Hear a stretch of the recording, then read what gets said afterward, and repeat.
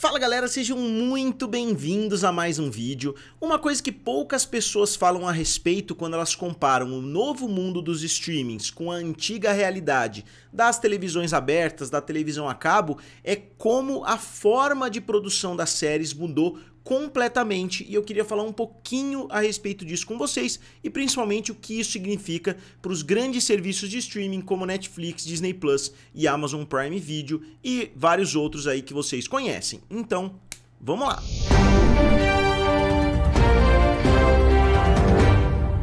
Então pessoal, eu sou o Felipe aqui do canal Guerra dos Streamings, também lá do canal F.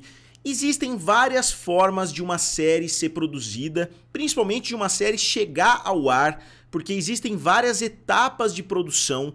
Obviamente que antigamente existiam formas mais inovadoras, hoje existem formas mais antiquadas, né, digamos assim, mas antigamente era muito comum, né, você tinha ali o roteiro, aí você levava o seu roteiro até os canais de televisão, e se os canais de televisão gostassem ali, né, da sua proposta, gostassem do seu roteiro, você ganhava um piloto, né, digamos assim, a empresa autorizava a produção de um piloto, ou uma NBC, ou uma CBS, uma ABC, um desses grandes canais falava, tá aqui, você tem autorização para produção de um piloto, tá aqui o orçamento, você vai ter direito a $500 mil, $800 mil, aí os produtores iam lá, faziam um piloto, apresentavam o piloto pronto, muitos desses pilotos já eram recusados, se as empresas não gostassem desses pilotos, eles já eram rejeitados, e aí você tinha séries que tinham um pedido de 24 episódios, que era o ideal,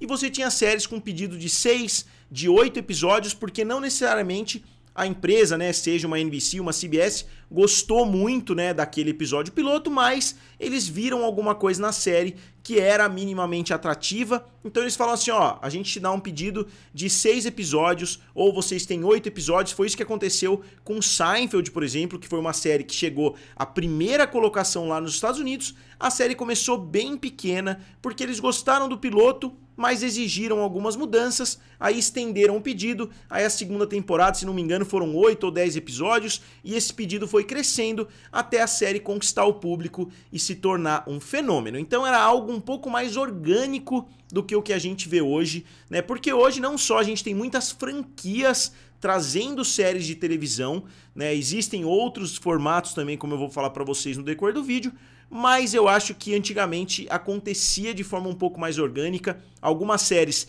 que foram grandes fracassos nas primeiras temporadas conseguiram conquistar o público nas temporadas subsequentes e acabaram se tornando grandes fenômenos, algo que eu acho que está cada vez mais difícil de acontecer. Então esse era o principal modelo que funcionou durante décadas ali em Hollywood. Você tinha o piloto, que se chama piloto porque você espera que a série vá ao ar, então por isso o nome do primeiro episódio é episódio piloto ou pilot lá nos Estados Unidos, porque é o episódio que vai levar a série ao ar. Muitos dos episódios pilotos eram recusados e quando o episódio piloto era autorizado, você podia ter um pedido pequeno, um pedido grande e muitas vezes uma renovação até para outras temporadas. Existem também os pilotos embutidos ali em outras séries, por exemplo, quando uma série se cruza com outra série ou é uma série derivada, muitas vezes o episódio piloto de uma série ele sai em outra série, né? Mas isso é assunto para outro dia. E como que isso está funcionando hoje? Obviamente esse processo ainda acontece, ainda existem muitos pilotos sendo feitos, aí se as pessoas gostarem do piloto, eles pedem mais episódios e assim por diante, né? Muitos pilotos acabam nem indo ao ar, então isso ainda existe, né? Vamos dizer, essa forma mais antiquada de fazer televisão, só que agora existem os programas que são diretamente incentivados pelos estúdios. Obviamente o Disney Plus, ele não exige um episódio piloto para cada uma das séries da Marvel, por exemplo, porque são séries que são encomendadas pelo estúdio, então é a Disney que decide, é o Kevin Feige que decide, o Bob Iger e assim por diante, não é um criador que vai lá com, né, um roteirinho embaixo do braço, ó, eu queria apresentar aqui uma série sobre determinado assunto. É uma série que já foi decidida pelo estúdio que vai acontecer, então é um formato já diferente que está acontecendo cada vez com mais frequência. A série do Harry Potter, por exemplo, que vai sair no Max, Não foi alguém que chegou lá com um roteiro, ó, eu tenho uma série aqui sobre um menino bruxo e assim por diante, não. Foi a Warner, né, a pedido do David Zaslav, que falou, ó, tem que fazer alguma série envolvendo Harry Potter porque é uma franquia gigantesca que a gente não está produzindo nada, né, de muita relevância no momento, então a gente tem que ir atrás de coisas nesse sentido. E mesmo assim, esses formatos distintos, às vezes eles se mesclam. Por quê? Porque, por exemplo, Game of Thrones tem um monte de séries, né, envolvendo o mundo do George R.R. Martin sendo produzidas, tem pilotos que foram recusados, então quando é um assunto que eles não sabem exatamente como eles vão abordar, mesmo se tratando de uma grande franquia, eles também utilizam ali o piloto, ó, você produz um episódio, a gente vai ver se o episódio fica bom. Teve uma série que foi recusada, né, porque o episódio piloto estava horroroso, né, então foi uma mudança muito grande que aconteceu por causa desse episódio. Inclusive, o episódio piloto de Game of Thrones, ele foi recusado e eles tiveram que refazer o episódio inteiro. Tem muitas histórias aí a respeito do episódio piloto de Game of Thrones. E a gente tem agora, crescendo cada vez mais, um formato que funcionou por muito tempo no cinema, que é o formato indie ou independente, que é basicamente você produz o filme ali na raça, isso, como eu disse, acontece muito no cinema, você produz o filme com dinheiro de investidores ou muitas vezes com o próprio dinheiro, e aí você, com o filme pronto, você vai em algum festival ou você vai batendo de porta em porta mesmo com o seu projeto pronto, que foi produzido de forma independente. E aí, se eles quiserem comprar, pode acontecer até um leilão ali, né, como aconteceu com o filme Coda. Você produziu, por exemplo, um filme com 5 milhões de dólares, você vai lá e tenta vender por 10 milhões de dólares para algum dos grandes distribuidores. Você pode vender para uma Blumhouse, você pode vender para uma Universal e assim por diante. Então, é um caminho que no cinema funcionou muito bem, né, durante muito tempo. Os grandes festivais dependem desse tipo de filme independente, né, e até o comércio que acontece nesses grandes festivais.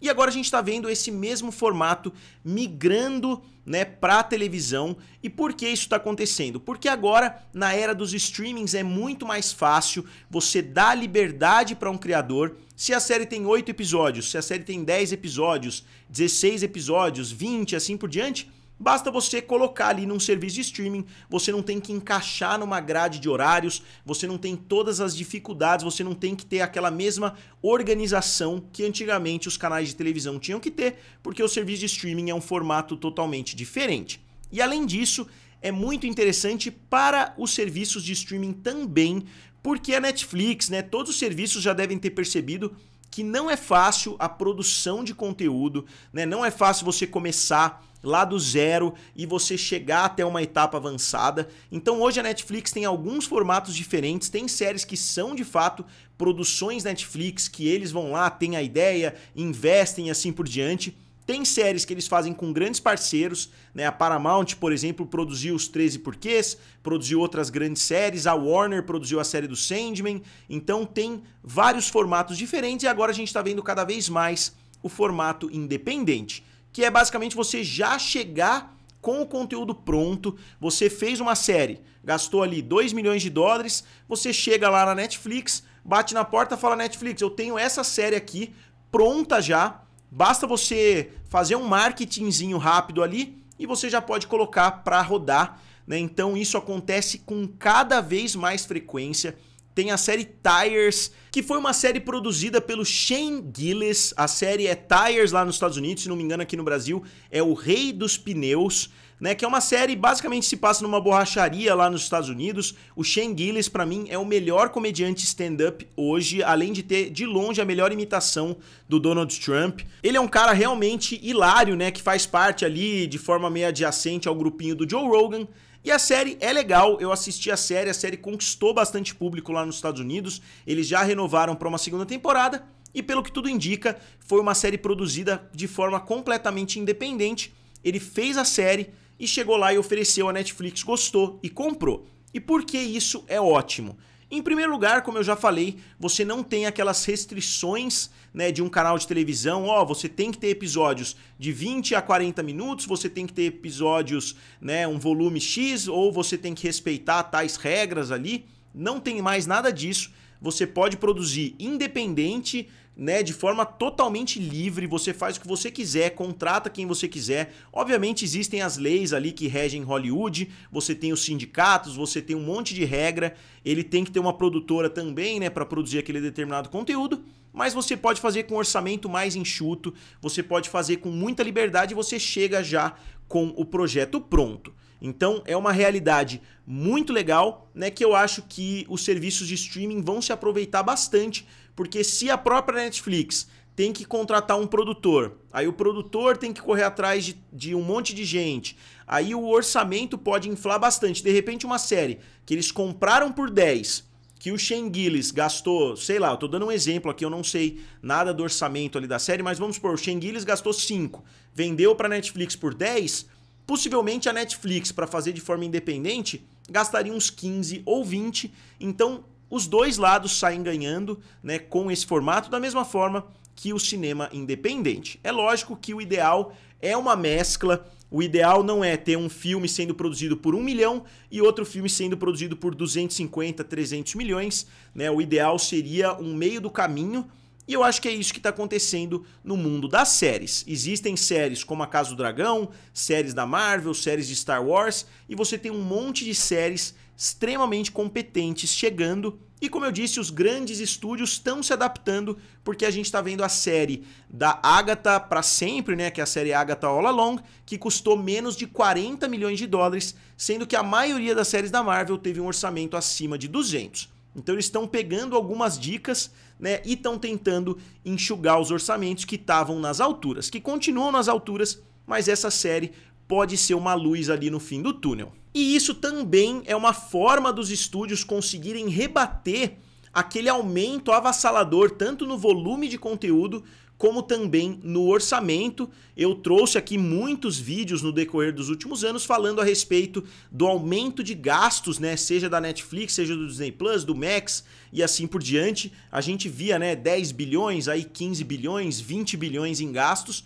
Agora não, a Netflix está dando uma enxugada e eu acho que essas séries independentes são também uma resposta a isso. Eles estão tentando enxugar, então ao invés de ficar produzindo um monte de conteúdo, eles veem o que eles conseguem fazer com o dinheiro, e também é muito mais difícil de você estourar o seu orçamento, porque se você não quiser pagar aquele valor por uma série que já está pronta, basta você não pagar aquele valor, né? Então você não tem tanto risco do orçamento explodir, como aconteceu com várias séries diferentes, inclusive séries que a Netflix acabou caindo em golpe. Eles pagaram dinheiro, a série não foi produzida, o criador gastou o dinheiro com outras coisas, que foi um vídeo que eu já falei aqui no canal também.